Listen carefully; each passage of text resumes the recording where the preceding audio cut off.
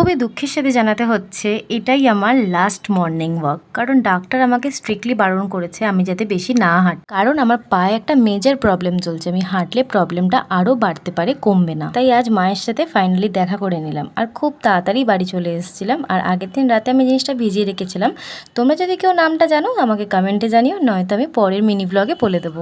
এই ড্রিঙ্কটা কিন্তু আমি প্রতি উইকে একদিন করেই খাই, বেশি খাওয়া যাবে না। আর আজকের ব্রেকফাস্টে ছিল ওটসের খিচুড়ি, আর দুপুরেও খেয়েছিলাম আমার সবথেকে প্রিয় খাবার আলু সেদ্ধ, ডাল সেদ্ধ, ডিম সেদ্ধ, ভাত। আর দুপুরে খাওয়ার পরেই আমি কিন্তু টক দই খাই আর শসা দিয়ে।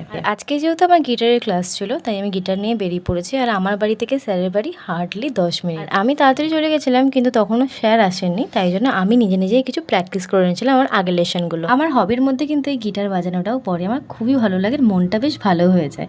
বাড়ি ফিরে খেয়েছিলাম আমার ডিটক্স ওয়াটারটা, যেটা কিন্তু একটা সেকেন্ড রিফিল ছিল। আমার প্রথমটা সকালের মধ্যেই শেষ হয়ে গেছিলো। আমার নেক্সট ওয়েট লস জার্নি দেখার জন্য তাড়াতাড়ি সাবস্ক্রাইব করে নাও। টাটা।